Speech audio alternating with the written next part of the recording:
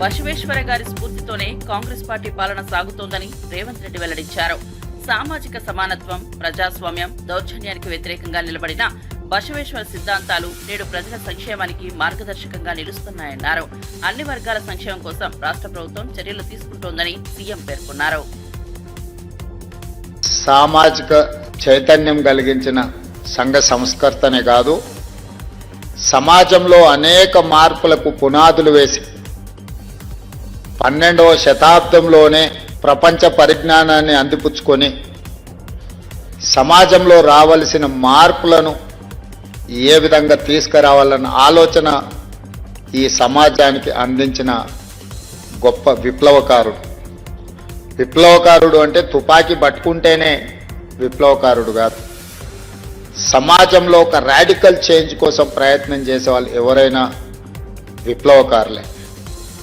అలాంటి సంఘ సంస్కర్త అయిన బసవన్న జయంతి సందర్భంగా తెలంగాణ రాష్ట్ర ప్రభుత్వం 10వ తరగతి పరీక్షా ఫలితాలను అందించడం, 4,96,000 మంది విద్యార్థులు ఈ పరీక్షల్లో పాల్గొని ప్రభుత్వ పాఠశాలలు, ముఖ్యంగా రెసిడెన్షియల్ స్కూల్స్లో చదువుకుంటున్న విద్యార్థులు ప్రైవేట్ పాఠశాలల కంటే మెరుగైన ఫలితాలను సాధించడము ఈ ప్రభుత్వం యొక్క పనితీరుకు గీటురాయి. మనస్ఫూర్తిగా సిబ్బందిని, విద్యార్థులను నేను అభినందిస్తున్నా. మా ప్రభుత్వం ఏర్పడిన నాటి నుంచి ఈ దేశ భవిష్యత్తు తరగతి గదుల్లోనే ఉంది. ఈ దేశంలో సమూలమైన మార్పు రావాలి అంటే ప్రతి వాడికి నాణ్యమైన విద్యను అందించాలి అనే ఆలోచన లక్ష్యంతోని, బసవన్న స్ఫూర్తితోని మా ప్రభుత్వం పనిచేస్తుంది. మీకు అందరికీ తెలుసు, కన్యాకుమారి నుంచి కశ్మీర్ వరకు 150 రోజులు 4,000 కిలోమీటర్లు మండు టెండల్లో, మంచు కొండల్లో మన నాయకుడు రాహుల్ గాంధీ గారు పాదయాత్ర చేస్తున్న సందర్భంలో ప్రతిరోజు సాయంత్రం ఆ రోజంతా వారు నడిచి ప్రజలలో మమేకమై ప్రజలు తెలియజెప్పిన అంశాలను వారు విని ప్రతిరోజు సాయంత్రం వారు ఒక 15-20 నిమిషాలు ప్రజలతో మాట్లాడేవాడు. విశాఖపట్నంలోని సింహాచలం ఆలయంలో చోటు చేసుకున్న గోడ కూలిన విషాద ఘటనపై తీవ్రంగా స్పందించిన వైఎస్ఆర్ కాంగ్రెస్ పార్టీ అధ్యక్షుడు, మాజీ సీఎం వైఎస్ జగన్మోహన్ రెడ్డి ఘటనలో మృతి చెందిన ప్రతి కుటుంబానికి ₹1 కోటి నష్టపరిహారం అందించాలని డిమాండ్ చేశారు. ప్రభుత్వం నిర్లక్ష్యం వల్లే 7 భక్తులు ప్రాణాలు కోల్పోయారంటూ తీవ్ర ఆవేదన వ్యక్తం చేశారు. ఇది సాధారణ ఘటన కాదు, ఇది అధికార యంత్రాంగ వైఫల్యం వల్ల జరిగిన ప్రాణ నష్టం అని విమర్శించారు. బాధిత కుటుంబాలకు న్యాయం జరగాలంటే ప్రభుత్వం బాధ్యతగా వ్యవహరించాలన్నారు.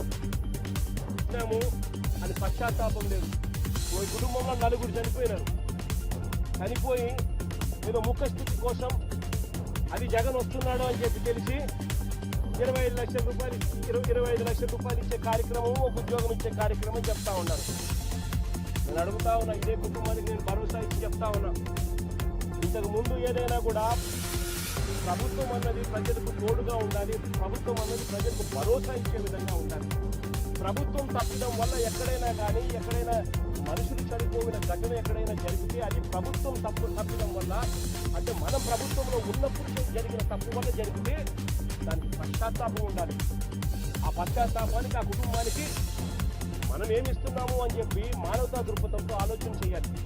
ఇలాంటి ఘటన ఇంతకు ముందు విశాఖపట్నంలో జరిగితే, ఇలాంటి ఇంచుమించు ఘటన జరిగితే గ్యాస్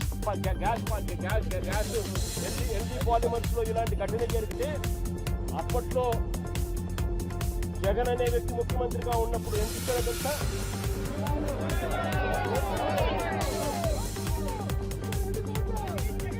జగన్ అనే వ్యక్తి ₹1 కోటి ఒక్కొక్కరికి ఇచ్చి ఆ కుటుంబాలను ఆదుకున్నారు. ప్రభుత్వం తప్పడం వల్ల, ప్రభుత్వం చేసిన తప్పడం వల్ల ఈ ఘటన జరిగితే అసలు ఆ కుటుంబానికి నువ్వేం చేస్తా ఉన్నావు అని చంద్రబాబు నాయుడు గారిని అడుగుతా ఉన్నా.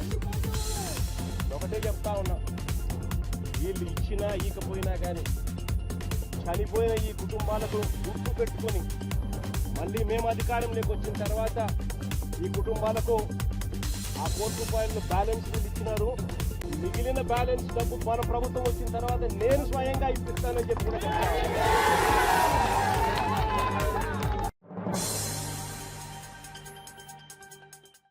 భద్రాచలంలో గోడ కూలిన ఘటనపై మంత్రి నాదెండ్ల మనోహర్, హోంమంత్రి వంగల్పూడి అనిత బాధితులను పరామర్శించారు. 7 ప్రాణాలు కోల్పోయిన ఈ ఘటనను తీవ్రంగా ఖండించారు. మృతుల్లో 2 జనసేన కార్యకర్తలు ఉండటంపై మంత్రి నాదెండ్ల ఆవేదన వ్యక్తం చేశారు. మృతుల కుటుంబాలకు ప్రగాఢ సానుభూతిని తెలియజేశారు. గాయపడిన వారికి మెరుగైన వైద్యం అందిస్తామని హామీ ఇచ్చారు. CM Chandrababu, deputy CM Pawan Kalyan బాధిత కుటుంబాలకు అండగా ఉంటారని తెలిపారు. ఈ ఘటనపై పూర్తి స్థాయిలో విచారణ జరుగుతోందని వెల్లడించారు. ప్రభుత్వం బాధితులకు అన్ని విధాలా అండగా ఉంటుందని స్పష్టం చేశారు. ఉన్నారో వాళ్ళ హాస్పిటల్కి తరలించడం జరిగింది. ఎవరైతే చనిపోయారో వాళ్ళందరికీ కూడా వాళ్ళ ఫ్యామిలీస్ అందరికీ కూడా ఇన్ఫార్మ్ చేయడం జరిగింది. ఇందులోని చాలా విషాదకరమైన సంఘటన ఏంటంటే ఒకే కుటుంబానికి చెందిన 4 ఇందులోని ఆసువులు బాసడం అనేది నిజంగా చాలా బాధాకరమైన విషయం. ఎందుకంటే ఒక భార్యాభర్త, భార్య తల్లి, అదేవిధంగా భార్య మేనత్త కూడా ఇదే ప్రమాదంలో చనిపోవడం అనేది నిజంగా చాలా బాధాకరం. నిజంగా ఆ తల్లిని చూస్తూ ఉంటే నిజంగా చాలా కడుపు కోతను ఎవరు కూడా తీర్చలేనిది. మనం ఎన్ని చేసినా కూడా కుటుంబాలకు ప్రాణాలు తిరిగి తీసుకొని ఇవ్వలేం. కానీ గౌరవ సీఎం గారు నారా చంద్రబాబు నాయుడు గారు, అదేవిధంగా డిప్యూటీ సీఎం పవన్ కళ్యాణ్ గారు, అదేవిధంగా నారా లోకేష్ గారు ప్రతినిత్యం కూడా మాతో మానిటర్ చేసుకుని ఆ కుటుంబానికి అండగా నిలబడాలని ఇక్కడ నాతో పాటు ఇందాక మినిస్టర్ కొండపల్లి శ్రీనివాస్ గారిని, అదేవిధంగా ఇక్కడ లోకల్ ఎమ్మెల్యేలు, జనసేన, టీడీపీ అందరు ఎమ్మెల్యేలని కూడా ఇక్కడికి పంపించి వీళ్ళకి భరోసాగా నిలబడమని చెప్పడం జరిగింది. దానిలో భాగంగానే గవర్నమెంట్ తరఫు నుంచి కూడా వాళ్ళందరికీ కూడా ఎక్స్గ్రేషియా ప్రకటించడానికి ఒక్కొక్క మనిషికి కూడా, చనిపోయిన వాళ్ళు ఒక్కొక్క మృతుడికి కూడా 25 లక్షల రూపాయల ఎక్స్గ్రేషియా ప్రకటించడం జరిగింది.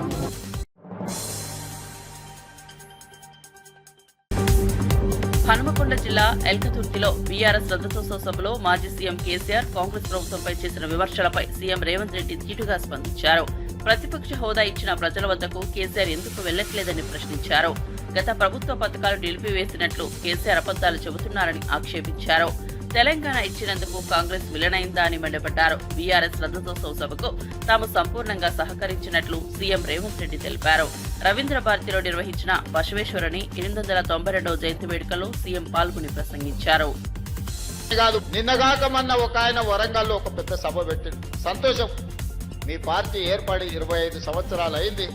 మీరు వజ్రోత్సవాలు, విజయోత్సవాలు ఏం చేసుకుని మాకేం అభ్యంతరం లేదు. ప్రజాస్వామ్యంలో ఇదొక భాగం.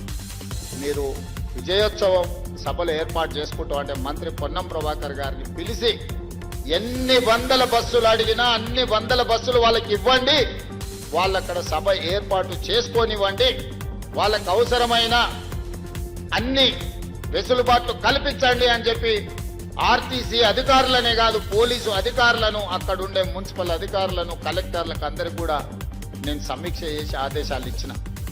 మీ అనుభవం గొప్పదే, మీ పార్టీ గొప్పదే, మీ పార్టీలో 100 కోట్ల రూపాయలు ఉన్నమాట నిజం, మీకు టీవీలు, పేపర్లు, ఫామ్ హౌజులు ఉన్నమాట కూడా నిజమే, మేమేం కాదంటలేము. కానీ ప్రజల సమస్యలు మీరు ప్రస్తావించిందా? ఈ ప్రభుత్వం ఏ నిర్ణయం తీసుకుంటే ఆ నిర్ణయంలో ఉన్న లోపం లేదా ఈ ప్రభుత్వం తీసుకున్న నిర్ణయంలో మంచి అనేది మీకు ఎక్కడ కనిపించలేదా? మీ అనుభవంతో మంచిని అభినందిస్తూనే, ప్రభుత్వాన్ని భుజం తడుతూనే మా వైఫల్యాలను ప్రశ్నించి ఆ ప్రశ్నించడం ద్వారా ప్రజా సమస్యలను పరిష్కరించడానికి మీరు అక్కడ మాట్లాడి ఉంటే నిజంగానే ప్రజలు మిమ్మల్ని అభినందించి ఉండేవాళ్ళు. నేను ఈరోజు ఆ పెద్ద ఆయన ఒక మాట అడగదలుచుకున్నా.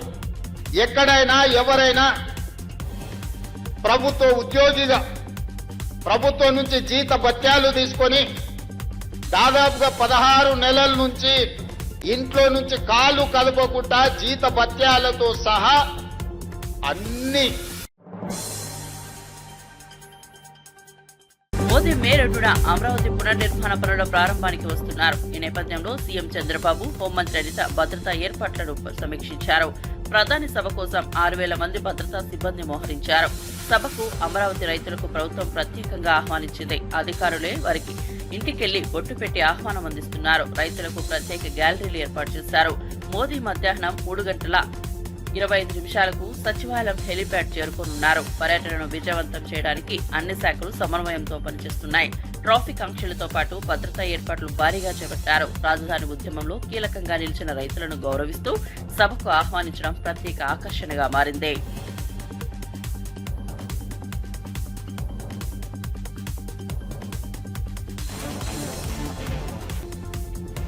మే 2వ తారీఖున గౌరవ ప్రధానమంత్రి గారు నరేంద్ర మోడీ గారు అమరావతి పునర్నిర్మాణ శంకుస్థాపనకి మన అమరావతి రావడం నిజంగా ఒక శుభపరిణామం కింద భావించాలి. ఎందుకంటే అమరావతి అనేది ఆంధ్రప్రదేశ్ ప్రజల కళ. ఆంధ్రప్రదేశ్ ప్రజల కళల రాజధాని అమరావతి. అమరావతికి ఆ రోజు శంకుస్థాపన చేసిన తర్వాత మ్యాక్సిమం అక్కడ వర్క్స్ అన్ని కూడా మనం ఒక అసెంబ్లీ ఏర్పాటు చేసుకోవడం, సచివాలయం ఏర్పాటు చేసుకోవడం, మనం అక్కడ హైకోర్టు ఏర్పాటు చేసుకోవాలనుకోవడం, ఇవన్నీ కూడా మనం చేసుకున్న తర్వాత ఆల్ ఆఫ్ సడన్ విధ్వంస పరిపాలనకు తరలేగింది. మీ అందరికీ తెలుసు 2019 నుంచి 24 వరకు ఒక విధ్వంస పరిపాలన. అది కూడా ఏంటంటే ఒక ప్రజావేదిక కూల్చివేత నుంచి స్టార్ట్ చేసి అమరావతి విధ్వంసానికి కూడా ఆ రోజే బీజం పడిన పరిస్థితి.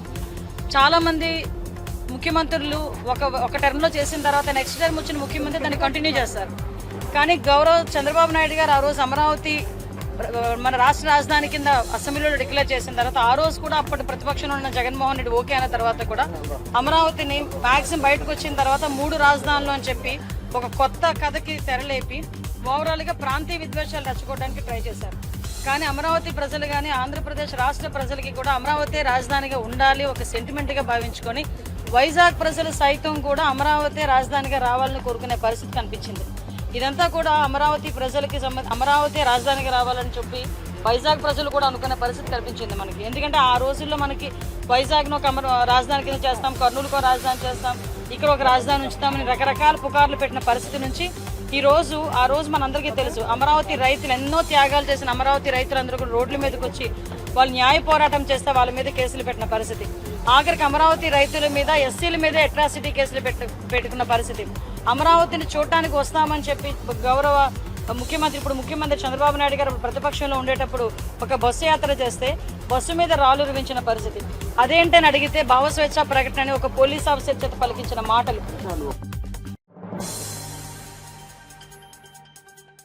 తెలంగాణ ఉప ముఖ్యమంత్రి బట్టి విక్రమార్క మహాత్మా బసవేశ్వర కళలను కాంగ్రెస్ ప్రభుత్వం సాకారం చేస్తోందన్నారు.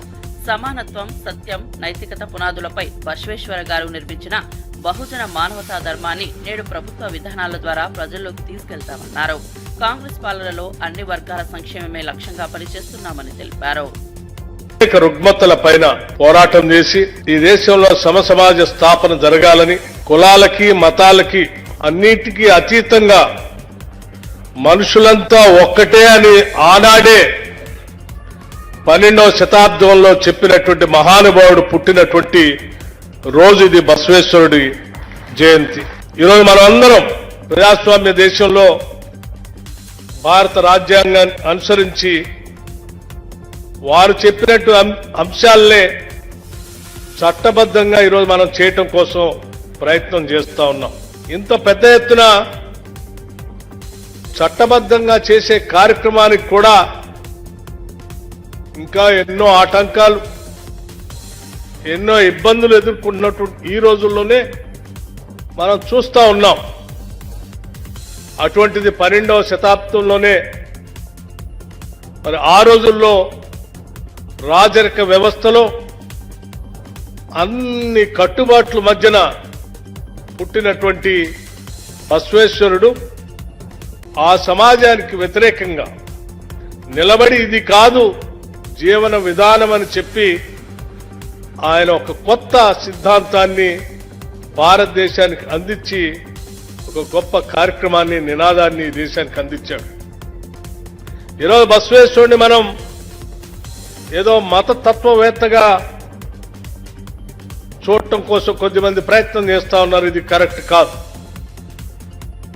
ఆయన మతతత్వవేత్త కంటే కూడా ఒక పెద్ద సోషల్ రిఫార్మిస్ట్, ఒక సామాజిక పరివర్తన కోసం తన జీవితం మొత్తాన్ని అర్పితం చేసినటువంటి నాయకుడు. ఎంత గొప్ప కార్యక్రమాలు చేయటం అంటే వారు చెప్పినటువంటి 3 నినాదాలు కూడా కేవలం సమసమాజ స్థాపన ఒక్కటే కాదు, సమాజంలో పుట్టిన ప్రతి ఒక్కళ్ళు కూడా పనిచేయాలని కూడా చాలా స్పష్టంగా. సింహాచలం ఆలయంలో జరిగిన గోడ కూలిన ఘటనపై బీసీ యువజన పార్టీ అధ్యక్షుడు రామచంద్ర యాదవ్ తీవ్రంగా స్పందించారు. వార్షిక చందనోత్సవం సందర్భంగా భక్తుల రద్దీ పెరుగుతుందని ముందుగానే తెలిసినా ప్రభుత్వం తగిన చర్యలు తీసుకోకపోవడం అత్యంత బాధాకరమన్నారు. ఈ విషాదానికి కాంట్రాక్టర్ల అవినీతి ప్రధాన కారణంగా అభిప్రాయపడ్డారు రామచంద్ర యాదవ్. నిర్లక్ష్యానికి పాల్పడిన వారిపై కఠిన చర్యలు తీసుకోవాలని ప్రభుత్వాన్ని డిమాండ్ చేశారు. గాయపడిన భక్తులకు అత్యుత్తమ వైద్యం అందించాలని కోరారు. వీటిని సరిదిద్దుకోవాల్సిన ప్రభుత్వము తప్పు చేసిన వారిపైన చర్యలు తీసుకోకుండా వర్షం వల్ల గోడలు కూలిపోయాయి లేదా ఇంకొక కారణం వల్ల రద్దీ వల్ల సంఘటన జరిగిందని చెప్పి చాలా దీన్ని సింపుల్ గా తీసుకొని తప్పుదారి పట్టించే కార్యక్రమం చేస్తున్నారు. ఇది చాలా దురదృష్టకరమైన అంశము.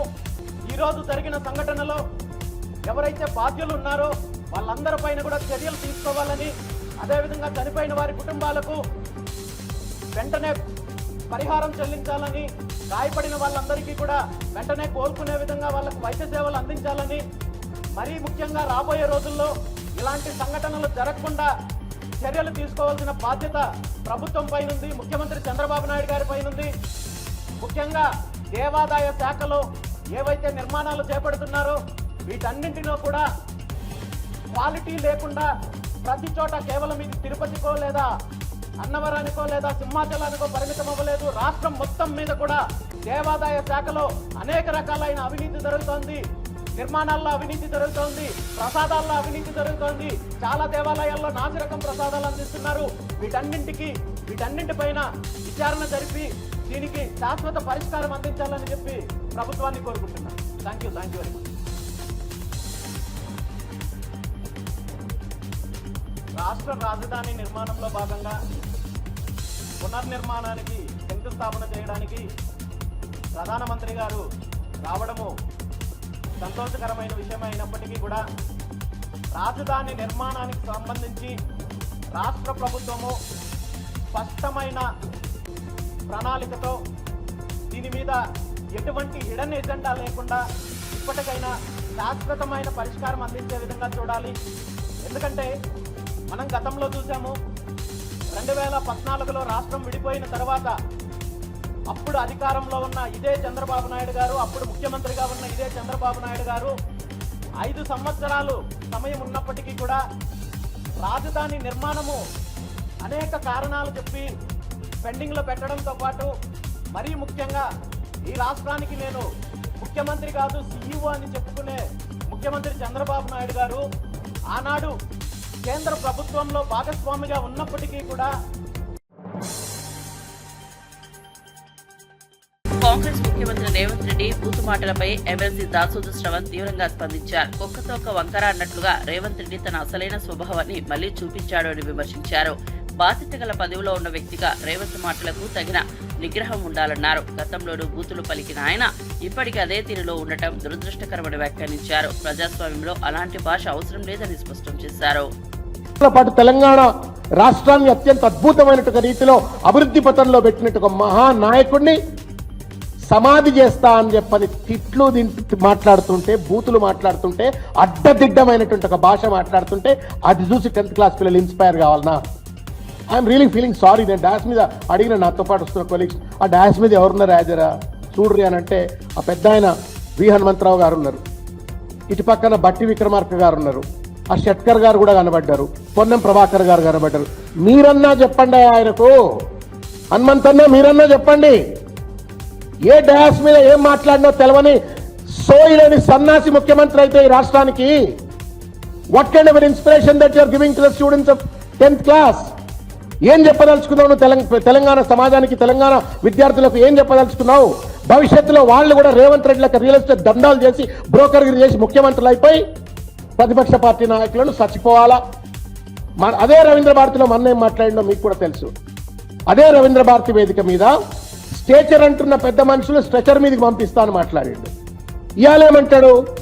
10 సంవత్సరాలు అంటే ఈయనే ముఖ్యమంత్రి ఉంటాడట. ఏమైనా బంక కొనుక్కొచ్చుకొని రాసుకున్నావా? ఆ కుర్చీకి ఏమన్నా జపాన్కి పోయి ఏమైనా బంక తెచ్చుకున్నావా రేవంత్ రెడ్డి?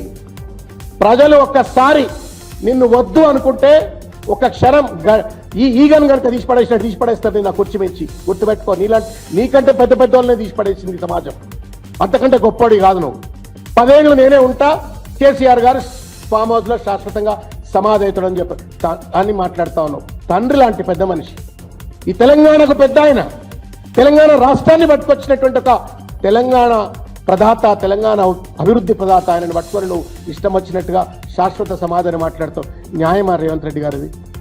ఏ person who does not understand the context and then talks illogically, insensitively, he has no right to sit on the chief minister position.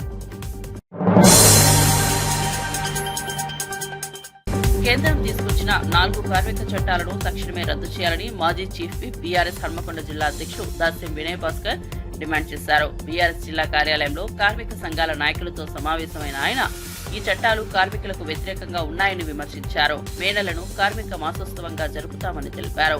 సంఘటిత అసంఘటిత కార్మికుల హక్కుల కోసం చట్టపరమైన అవగాహన కల్పిస్తూ ఉద్యమాలు కొనసాగిస్తామని పేర్కొన్నారు. ప్రపంచ కార్మికులందరూ కూడా తమ పని దినాలను తగ్గియాలి, శివజ్యోతి ఆపాలని చెప్పి ఆనాడు శ్రీకాకుళం నగరంలో పెద్ద ఎత్తున ఉద్యమం చేసి అమలైనటువంటి వారి జ్ఞాపకార్థం మరి మేడే ఉత్సవం. ఆ సందర్భంగా గత కొన్నేళ్ల నుంచి మేడే చేస్తున్నప్పటికీ కూడా ఇప్పుడున్నటువంటి పరిస్థితులు నుంచి కార్మికులందరూ కూడా చైతన్యవంతులు కావాలి.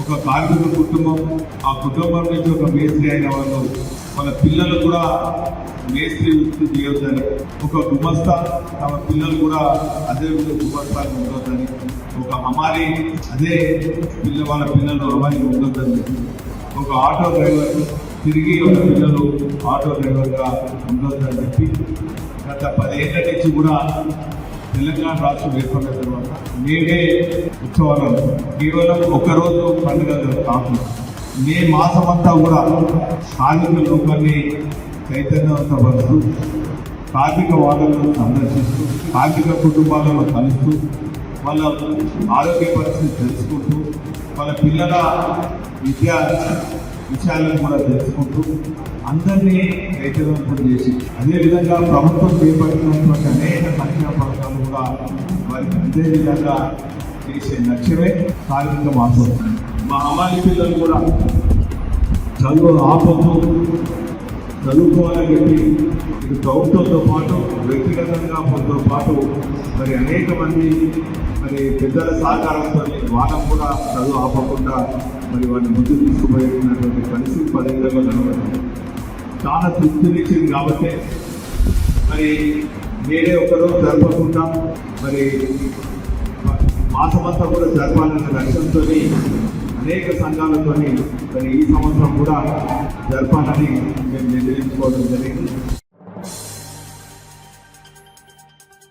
సింహాచలం గోడ కూలిన విషాద ఘటనపై ప్రజాశాంతి పార్టీ అధ్యక్షుడు కేఏ పాల్ స్పందించారు. ప్రతిరోజు వేలాది మంది భక్తులు వస్తున్న దేవస్థానంలో భద్రతా ప్రమాణాలు 0 స్థాయిలో ఉన్నాయి. వేల కోట్ల ఆదాయం వచ్చి ఏం చేస్తున్నారు? భక్తుల ప్రాణాలకు కనీస రక్షణ కూడా ఇవ్వలేని నిర్వాహకులు బాధ్యత వహించాలని తీవ్ర వ్యాఖ్యలు చేశారు. ఈ ఘటనలో ప్రాణాలు కోల్పోయిన వారికి ప్రభుత్వమే కాకుండా దేవస్థానం కూడా పెద్ద ఎత్తున పరిహారం ఇవ్వాలని డిమాండ్ చేశారు. భవిష్యత్తులో ఇలాంటి పునరావృతం కాకుండా చర్యలు తీసుకోవాలని సూచించారు. సింహాచలం టెంపుల్లో ఎంత దారుణం!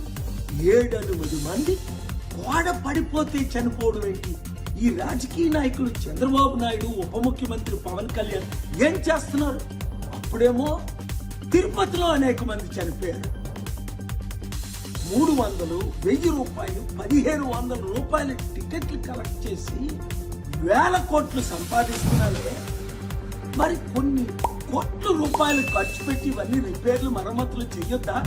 ఇంకో వర్షాకాలం వస్తే ఇంకెన్ని టెంపుల్ కూల్పా. అందుకనే లడ్డూ వివాదం టైంలో నేను సుప్రీంకోర్టుకి వెళ్ళి ఈ టెంపుల్స్ కూడా చర్చెస్ లాగే మాస్క్ లాగే హిందూ ప్రీస్టులకి కమిటీలు వేయండి, రాజకీయంకు దూరంగా ఉంచండి అన్నారు. డిమాండ్ చేద్దాం, ఫైట్ చేద్దాం, మనల్ని మనం కాపాడుకుందాం. Thank you very much. Video share చేయండి. వైఎస్ఆర్ కాంగ్రెస్ అధికార ప్రతినిధి శ్యామల సింహాచలం గోడ కూలిన విషాద ఘటనపై తీవ్రంగా స్పందించారు. మొన్న తిరుపతి, ఇప్పుడు సింహాచలం గుడులకు వెళ్లిన భక్తులు కూడా సురక్షితంగా తిరిగి రాగలరన్న నమ్మకం లేకుండా పోతోందని ఆవేదన వ్యక్తం చేశారు. కూటమి ప్రభుత్వంలో 164 సీట్ల అహంకారం భద్రతా వ్యవస్థను నిర్లక్ష్యం చేయించిందని ఆరోపించారు. తిరుమల లడ్డు నాణ్యతపై అసత్య ప్రచారం చేసి స్వామివారిని కూడా కుంగిపోయేలా చేశారని అన్నారు. ఇది కాశ్మీర్ కాదు, అయినా ఆలయాలు సురక్షితంగా లేవంటే ఏం చెప్పాలి అని ప్రశ్నించారు. రాష్ట్రంలో జూన్ 2024 నుండి, అంటే ఈ కూటమి ప్రభుత్వం అధికారంలోకి వచ్చిన దగ్గర నుండి హైందవులు విశ్వాసం కోల్పోయేలా, హైందవ ధర్మానికి వ్యతిరేకంగా అనేక సంఘటనలు చోటు చేసుకుంటున్నాయి. ఒకదాని తర్వాత ఒకటి వరుసగా చంద్రబాబు నాయుడు గారు లడ్డూలో, తిరుపతి లడ్డూలో కల్తీ నెయ్యి వాడారు, ప్రసాదాల్లో కల్తీ నెయ్యి వాడి ప్రసాదాలు తయారు చేస్తున్నారు అంటూ జగన్మోహన్ రెడ్డి గారిపై అబద్ధపు ఆరోపణలు మాట్లాడిన రోజు నుండి ఆ కలియుగ ప్రత్యక్ష దైవం, ఆ దేవదేవుడు కన్నెర చేసినట్టుగా ఉంది.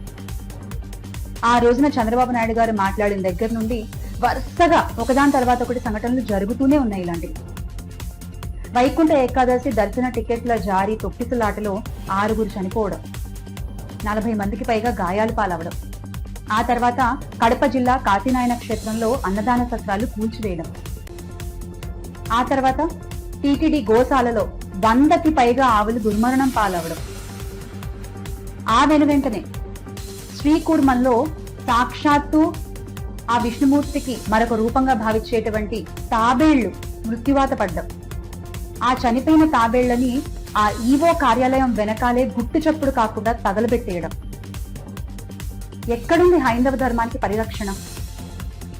కూటమి పాలనలో వరుసగా వెనువెంటనే ఒకదాని తర్వాత ఒకటి మీరు అధికారంలోకి వచ్చిన దగ్గర నుండి హైందవ ధర్మ క్షేత్రాల్లో ఇలాంటి సంఘటనలు జరుగుతూ ఉంటే దాన్ని ఏ రకంగా భావించాలి? ఇప్పుడు మాత్రమే కాదు, గత తెలుగుదేశం పార్టీ అధికారంలో ఉన్నప్పుడు కూడా, గతంలో 2014 నుండి 2019 కాలంలో ఇలాంటి సంఘటనలు పలు చోటు చేసుకున్నాయి. విజయవాడ కనకదుర్గమ్మ ఆలయంలో తాంత్రిక పూజలు నిర్వహించారు ఆ సమయంలో. అలాగే కృష్ణా పుష్కరాల పేరు చెప్పి విజయవాడ పుష్కర ఘాట్ లో ఉన్న 28 ఆలయాలను కూల్చేశారు. ఆలయాల్లో ఉన్న విగ్రహాలని చెత్త తీసుకెళ్లేటువంటి వాహనంలో తరలించారు. ఇది ఎంతవరకు ధర్మం? ఇదెంతవరకు న్యాయం? ఆ తర్వాత వైఎస్ఆర్ కాంగ్రెస్ పార్టీ అధికారంలోకి వచ్చినప్పుడు వైఎస్ జగన్మోహన్ రెడ్డి గారి ఆధ్వర్యంలో ఆ ఆలయాలన్నీ కూడా అక్షయ తృతీయ వేళ అయోధ్య రామ మందిర శిఖరంపై ధ్వజస్తంభం ప్రతిష్ఠించారు. 42 అడుగుల పొడవైన ఈ ధ్వజస్తంభాన్ని హిందూ క్యాలెండర్ ప్రకారం విశాఖ శుక్లపక్ష ద్వితీయ ముహూర్తంలో ఉదయం 8 గంటలకు ప్రతిష్ఠించారు. ఈ కార్యక్రమాన్ని శ్రీరామ జన్మభూమి తీర్థక్షేత్ర ట్రస్ట్ ప్రధాన కార్యదర్శి చంపత్ రాయ్ పర్యవేక్షించారు.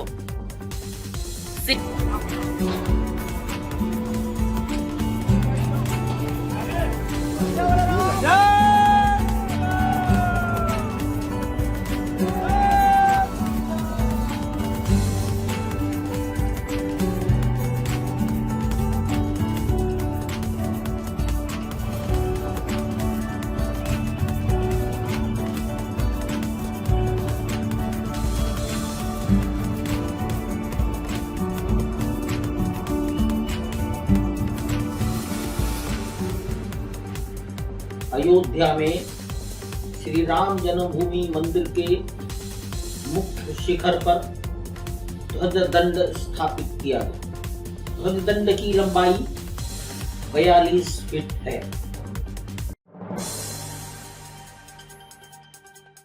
నటుడు నందమూరి బాలకృష్ణ ఖైరతాబాద్ రవాణా శాఖ కార్యాలయానికి వచ్చారు. తన నూతన కార్ రిజిస్ట్రేషన్ కోసం ఆయన అక్కడికి వచ్చినట్టు హైదరాబాద్ జేటీసీ రమేష్ తెలిపారు. రిజిస్ట్రేషన్ ప్రక్రియలో భాగంగా బాలకృష్ణ ఫోటో దిగి సంతకం చేశారు.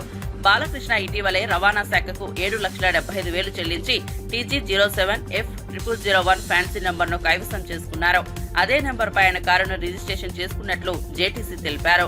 రవాణా శాఖ కార్యాలయానికి బాలకృష్ణ వస్తున్నట్లు తెలుసుకున్న అభిమానులు భారీ సంఖ్యలో ఖైరతాబాద్ కు చేరుకున్నారు. తమ అభిమాన హీరోతో ఫోటోలు, సెల్ఫీలు దిగారు.